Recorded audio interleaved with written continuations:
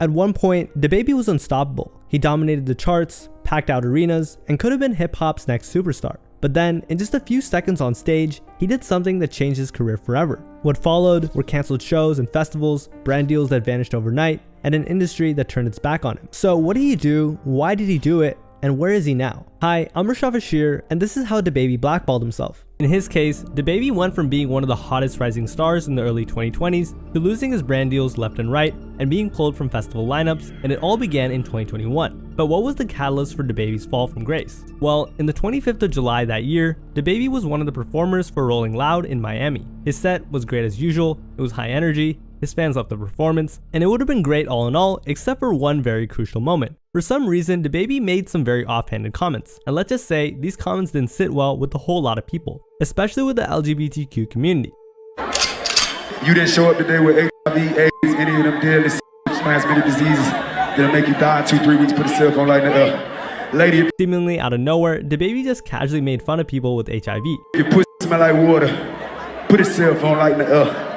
Fellas, lights up. Fellas, if you ain't sucking dick in the parking lot, put your cell phone like that. Of course, the entire crowd also seemed to not like that at all, given how silent they were when he said such ignorant comments. How could he not know that would totally backfire on him? And it did, very, very quickly. Just a few days after the festival, that clip went viral across social media platforms, sparking criticism from across the world. From media outlets and influential people to fans and other artists. One of the biggest names who criticized DaBaby was Elton John, who went on X and said, "We've been shocked to read about the HIV misinformation and homophobic statements made at a recent DaBaby show. This fuels stigma and discrimination and is the opposite of what our world needs to fight the AIDS epidemic." While laying out factual data regarding HIV in the modern age, DaBaby was plain ignorant. Dua Lipa, who once collaborated with DaBaby on a remix of Levitating, her smash hit, also went on Instagram to talk about her disappointment with her former collaborator, saying, "I know my fans know where my heart lies and that I stand 100% with the LGBTQ community. We need to come together to fight the stigma and ignorance around HIV/AIDS. More importantly, members of the LGBTQ community, as well as those who advocate for LGBTQ rights and HIV awareness, condemned DaBaby and called for his cancellation right away." And as more people talked about DaBaby's Rolling Loud debacle, the more widespread the issue became. And the more widespread it became, the lower DaBaby's stocks dropped. However, while conversations regarding DaBaby's comments were limited to social media at first, it eventually reached the mainstream media outlets. This of course made the controversy spread far beyond the confines of the hip-hop world. And as the backlash became stronger and stronger, DaBaby's comments at Rolling Loud began to have real-world consequences that not only affected his reputation, but also hurt his career and his money. DaBaby's detractors started calling for accountability for his ignorant words, so they targeted the brands that had any association to DaBaby. And this is where you will see the influence of cancel culture at play. Very shortly after, those brands started dropping DaBaby for fear of hurting their reputation and stock. For starters, the UK fashion company, Boohoo Man, who partnered with DaBaby earlier that year, cancelled their collection with the artist and cut ties with them, while putting out the statement. Boohoo Man condemned the use of homophobic language and confirmed we will no longer be working with DaBaby. We stand by and support the LGBTQ+ community and do not tolerate hate speech or discrimination in any form. And if you think that's bad, it gets worse. That year, Burger King was also supposed to collaborate with DaBaby, but this deal never went through in the light of the rapper's controversies at the time. I don't even know if I'm supposed to speak on this, but whatever. I had my own meal at Burger King. A lot of people don't know that. It was called the Jonathan Kirk meal. They wanted to use my name. I shot a commercial for it and everything. Everything popped off. Yeah, they had my name on the box, everything. Did it like come they out? had me. No, that's when all the controversy. But that's not all. Aside from losing brand deals, festival and events that had booked DaBaby also dropped him from their lineups. 1 week after Rolling Loud, DaBaby was supposed to perform at Lollapalooza. However, just a few hours before he was supposed to perform on August 1st, the festival removed him from their lineup. Lollapalooza was founded on diversity, inclusivity, respect, and love. With that in mind, DaBaby will no longer be performing at Grant Park tonight, the festival announced. And this is where it started to get bad for DaBaby. After losing the gig, other festivals and events followed suit. The Azura Amphitheater in Kansas City, who had DaBaby set to perform on August 14th, canceled his show. The New York City Governor's Ball, which was scheduled for September 24th to 26th, also removed DaBaby and organized a new lineup together. Summer Jam, Park Live, Music Midtown, iHeartRadio Music Festival, and much more also dropped DaBaby from their show lineups. And this pretty much cleared up his entire 2021. And if that wasn't enough to damage DaBaby's career and wallet, radio stations also stopped playing DaBaby's music and Spotify removed his tracks from their featured playlist. DaBaby's cancellation was in full force, and his career was bleeding simply because of a statement he didn't think through before speaking at a music festival. It took him a few seconds to destroy a career that took him years to build up. Now, after basically witnessing the downfall of DaBaby, it's safe to assume that he should have reflected on his actions, especially since he had nothing else to do for the rest of 2021. So the question is, did DaBaby ever apologize for what he said at Rolling Loud? Of course he did. However, there was a problem with his apology. A few days after the festival, DaBaby went on social media and uploaded a video where he addressed the whole controversy. What me and my fans do at the live show, it don't concern you on the internet or you bitter bitches on the internet. It's not y'all business. You know what I'm saying? However, instead of apologizing for those he offended, he simply brushed everything off by saying everything that happens in his shows is between him and his fans. He even made it seem like his comments were taken out of context. And what I do at a live show is for the audience at the live show. It'll never translate correctly to somebody looking at a little 5-6 second clip. If that wasn't enough, DaBaby also went on to say that he wasn't homophobic because he had a lot of gay fans, even though he outright disrespected them at Rolling Loud. But he doubled down on his views on HIV by saying his gay fans don't have them because they are nasty. Talk about ignorant and out of touch.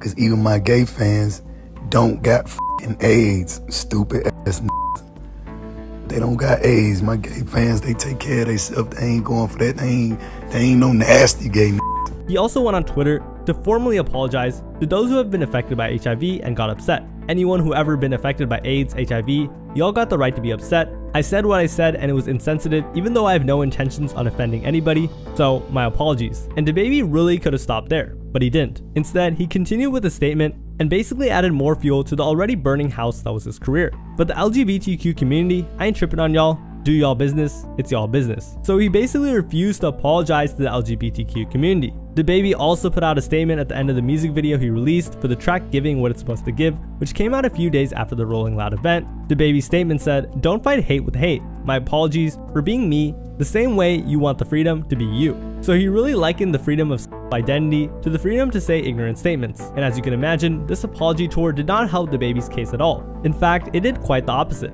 His ignorance and ability to sincerely apologize led everything going from bad to worse, from brands cutting ties with him to festivals and events dropping him. So DaBaby just dug himself into a deeper hole. And after realizing just how damaging his comments were to his career and livelihood, he went on social media to once again talk about the entire situation. But this time, it seemed like he learned his lesson, and his statement had a bit more sincerity to it. Social media moves so fast that people want to demolish you before you even have the opportunity to grow and educate and learn from your mistakes as a man who has had to make his own way from very difficult circumstances. DaBaby then brings up how the people he knew, perhaps the brands that have dropped him and the artists who have called him out, have turned against him after this controversy. Having people I know publicly working against me, knowing that what I needed was education on these topics and guidance, has been challenging to me. I appreciate the many people who came to me with kindness, who reached out to me privately to offer wisdom, education, and resources. That's what I needed, and it was received. Then, finally, DaBaby apologized properly. I want to apologize to the LGBTQ+ community for the hurtful and triggering comments. Again, I apologize for my misinformed comments about HIV, AIDS, and I know education on this is important. Love to all, God bless. He should have done this way sooner, or better yet, he shouldn't have been homophobic in the first place. And while DaBaby apologized properly,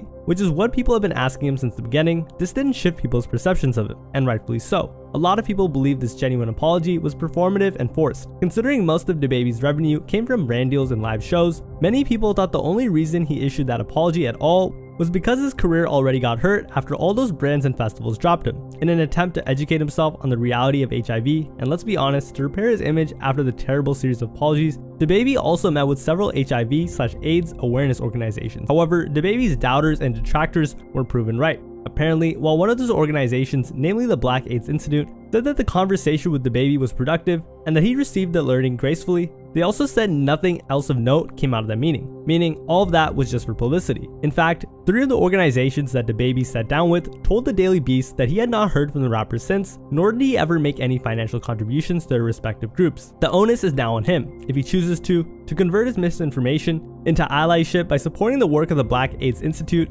and other people of color-led HIV organizations. A representative of the Black AIDS said. This also didn't help DaBaby's image, as it cemented the idea that his entire apologetic approach to all of this was just forced and fake. So to many, this wasn't DaBaby being sincerely sorry, this was him trying to save what was left of his career, and he didn't do anything to dispute this fact. But of course, not everyone turned their backs on DaBaby. Although he had more haters following the Rolling Loud controversy, there were still those in the music industry that showed their support to the downtrodden rapper and believed that he could still bounce back. One of DaBaby's supporters at the time was Boosie, who's also someone who has done some equally controversial and cancelable things in his career. In an Instagram post, Boosie complained that people were going against DaBaby but were supportive of Lil Nas X, who had overtly sexual performances, which to him is disrespectful. You don't feel that disrespect going dance naked?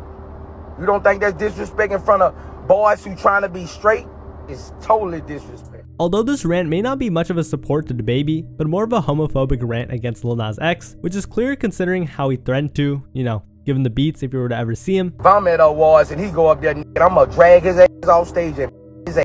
Another one of DaBaby's loudest supporters throughout this entire controversy was T.I., who was dealing with issues of his own. Seriously, it's like DaBaby attacked some of the worst figures in hip-hop, attracted some of the worst figures in hip-hop. Like Boosie, T.I. also went on Instagram to talk about how the LGBTQ community basically bullied DaBaby out of the industry, which was ironic to him because he said the LGBTQ community wanted support because they didn't want to be bullied anymore, and now they're the ones doing the bullying. We all stood up on behalf of gays and lesbians and people in the gay community because we thought it was some bullshit for y'all to have to be bullied.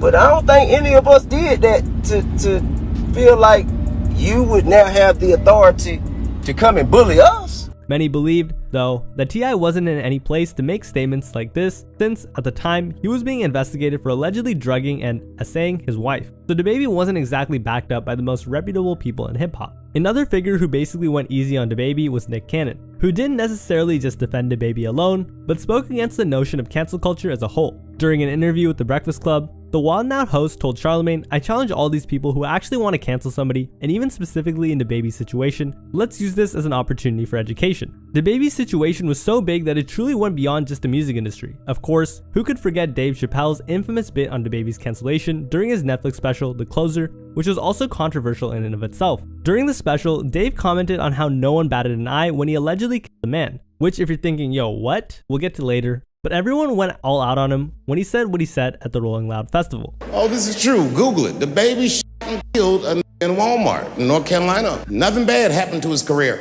Do you see where I'm going with this? In our country, you can shoot and kill a nigga, but you better not hurt a gay person's feelings. Now, DaBaby had enough supporters to get back on his feet. For example, both 50 Cent and Kanye brought him on stage for various events, including a Rolling Loud event. Unfortunately for DaBaby, his career would never truly bounce back. While DaBaby losing brand deals and getting dropped from massive festivals were clear signs of his downfall, his declining numbers cemented the idea that the once rising star truly did fall from grace. At the height of DaBaby's career, he released Blame It On Baby, which debuted at number 1 on the Billboard charts and sold an astounding 124,000 units in its first week alone. Fast forward to 2 years later, and in the wake of DaBaby's Rolling Loud disaster, DaBaby released another album called Baby on Baby 2. Unlike his 2020 hit, Baby on Baby 2 only debuted at number 34 on the Billboard charts and only sold 17K in equivalent units. That's basically an 86% decrease. I can't think of any rapper who ruined his career that much in this generation. Actually, I can, but these numbers are abysmal for someone like DaBaby. In response to the low numbers, DaBaby believed he was being blackballed by the industry, stating, "Not bad for the blackballed DaBaby,"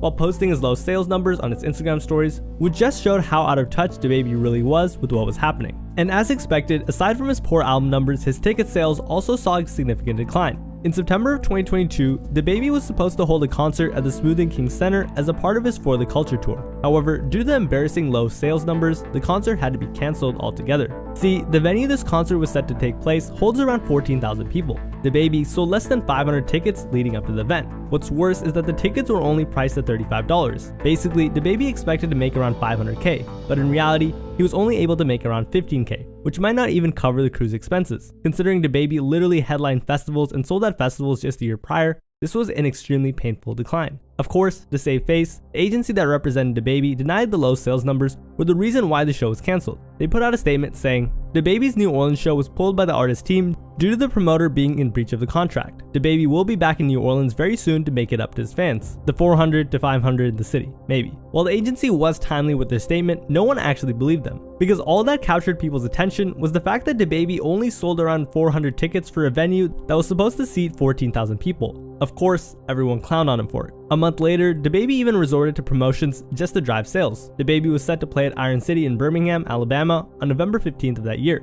The general admission tickets were priced at $22, but Eventbrite offered BOGO promotion to drive up sales. DaBaby still had a few fans, of course, but he also got mocked extensively for resorting to using BOGO promotions to sell tickets, which is highly unbecoming for a rising star. DaBaby, however, ignored the mockery and stated that he was still capable of selling out shows. In response to the clowning he faced after his BOGO promotion, DaBaby took to social media and posted a video of himself performing to a packed crowd in Boston. Along with that, DaBaby wrote the caption, "Stop it. Tell him how we rock in Boston." It's no crowd of 14,000, but at least he was able to sell over 100,000 tickets at the time. So yes, DaBaby still had a few dedicated fans, but the fact of the matter is, the numbers that he made recently are only a minuscule margin of his numbers before that Rolling Loud incident. One Twitter user perfectly encapsulated DaBaby's situation with this tweet: "DaBaby selling his tickets BOGO has got to be the saddest ever for a rapper. And it's crazy because nobody else hurt his career more than he did. Talk about self-sabotage, a lack of situational awareness, and ego." On top of the Rolling Loud controversy, however, DaBaby also faced several legal issues that hurt his image. Now, this one is a minor issue, but on top of everything else, it just added to the negative perception people already had of the rapper. Back in 2022, DaBaby got in an altercation with his ex-girlfriend and baby mama, Danny Lay's brother. Danny's brother, Brendan Bills, was given the beats by DaBaby at a bowling alley in LA in 2022 following a heated argument. Bills was apparently unhappy with how the relationship between his sister and the rapper ended, and when he went to confront the latter to talk like men, a fight ensued after DaBaby allegedly threw the first punch. After Bills slipped on the ground, DaBaby's crew ran at him and began throwing punches, which left him with several cuts and bruises on his face. Speaking about the incident, Bills said on Instagram, "Stop calling me if I'm good. These guys is pussy. I'm stood on my own, myself. They ain't ready for this, one-on-one, I will give you the beats." Danny Lay herself also spoke on the altercation, saying, "Lame as hell, running up on my brother on some slippery ass floors with 5 or 6 of your boys while he's by himself and not even touching him. Lame and so sad. I pray this stops now, because this is my family, and I got a daughter to raise. Sad." When DaBaby was approached by paparazzi following a Kanye West party, he was asked about his altercation with Bills, to which he claimed he was merely acting in self-defense. "Shouldn't run around threatening people," DaBaby told the paparazzi. After the fight, Bills filed a civil lawsuit against DaBaby, demanding $4 million for physical and psychological damage, as well as medical expenses covered. In response to the suit, DaBaby released a diss track on Bills, mocking him for suing him, which apparently isn't a gangster thing to do. "He was gangster before, now you suing me? Huh? That tough shit? He don't want it no more." And while DaBaby made fun of Brandon Bills on the track, the public perception wasn't really kind to either of them. The video of them fighting that circulated online just showed how absurd the whole fight looked. "Bro, fighting in a bowling lane is the funniest shit I've seen in a while.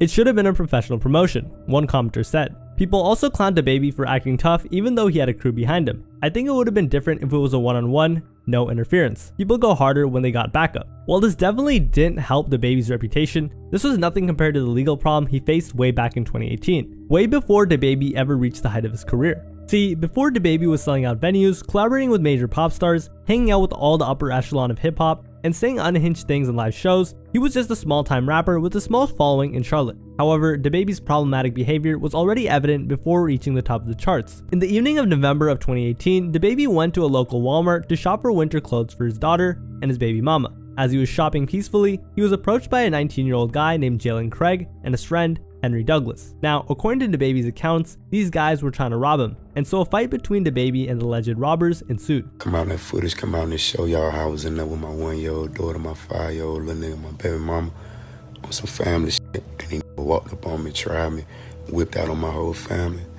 A lot of you niggas owe me an apology, dog. A fight ensued between the two parties, and Jalen Craig passed away. When questioned by the authorities about the incident, DaBaby claimed he merely acted in self-defense. Fortunately for DaBaby, the police investigation concluded that DaBaby indeed only acted in self-defense, acquitting him of a murder charge. As a result of his acquittal, DaBaby was only charged with weapons possession and was only sentenced to a year's supervised probation. While things went as bad as they could that night, DaBaby did express his sympathy and extend his condolences of the family of Jalen Craig the night after he died. You know, condolences goes out to the other parties involved. You see what I'm saying? To this day, DaBaby maintains his innocence about what happened during that fateful night. However, Jalen's family and friends tell a different story. According to them, Jalen and Henry didn't approach DaBaby to rob him. In fact, the story that Jalen's family told actually paints a much more tragic picture, because apparently Jalen approached DaBaby because they were fans. In a series of now deleted tweets, Craig's cousin recounted what she claimed to be the real events of that night. Jalen and his friend Henry, known by his family and close friends as Spanky, went to the Walmart store after work that day to buy long johns. As they made their way to the men's undergarment section, Jalen and Spanky damn near lost their shit when they caught a glimpse of who they thought was the up-and-coming local rapper, DaBaby. Allegedly, Jalen was an early admirer of DaBaby's music, according to his family. Remember, this altercation happened in 2018, way before he attained national, much less global fame. So if what Jalen's family said were true, he would have been one of DaBaby's earliest fans, and meeting DaBaby at the aisle must have been very exciting for him. However, this feeling of excitement must have immediately turned to fear when DaBaby was much less enthusiastic about meeting them. They were excited, and as they navigated the aisles of the store to buy their wares, he crossed paths with them again. But this time, in spite of their genuine, innocent, and pure excitement to see him up close, Kirk became agitated. After spewing a few words, he assaulted Henry with a punch to the face, and a scuffle ensued. The cousin then went on to explain what really happened during the scuffle and moments that led up to Jalen's death. Jalen attempted to defuse the situation and break up the fight. Kirk's girlfriend punched Jalen in the face. While still entangled with Spanky, Kirk fired a shot from his illegal and unregistered gun as Jalen turned to run. Ballistics and evidence show that Jalen was shot in the backside of his torso while he was trying to flee. Now, when these tweets caught the attention of social media users, many accused her of looking for clout. Some also said that DaBaby may have been telling the truth, and as Jalen's family, it may have been hard for them to admit that their relative was in reality a thief and a gangbanger. However, in April of 2022, almost 4 years after Jalen's death, new evidence started popping up, and this evidence changed everything. See, Rolling Stone was able to obtain a never-before-seen CCTV footage of the fatal altercation. This footage showed different angles of the incident and actually strengthened the story that Jalen's family told the world, that it wasn't self-defense. Jalen was actually a fan. In the newly released footage, clips showed that DaBaby actually attacked Henry first, and when the two were still entangled, Jalen approached and attempted to break off the two. For a while there, it looked like Jalen might have drawn a gun before concealing it again, which caused DaBaby to use his own at Jalen. Now, the video cut away before we could see if Jalen properly pulled out his gun, but everything the video showed added up with the story of Jalen's cousin. However, it also didn't necessarily disprove DaBaby's claims, since no one knows what truly happened before DaBaby threw the first punch. Despite this new footage coming to light, DaBaby still wasn't charged with any murder-related cases, as there wasn't enough evidence to prove anything against him. Now, I'm not saying DaBaby is completely innocent, but I'm not saying he's completely guilty either. We just don't know enough about the situation, and all we have is DaBaby telling one story and Jalen's camp telling another. Either way, while this case didn't do anything to hurt DaBaby's reputation in 2018, quite the opposite in fact, as it helped his career a little bit. Considering how much he's talked about this incident in songs and how much hip-hop loves to glorify these types of situations, the narrative changed in 2022 when DaBaby's reputation was already shaky and his self-defense claims got questioned. And while many didn't believe Jalen's cousin's claims at first, many realized that the fact that DaBaby lost his cool, which led to the altercation, isn't so hard to believe. So anyways, where is DaBaby today? Well, today, DaBaby is still not where he once was. Although he's insanely consistent, he still hasn't come close to making a comeback.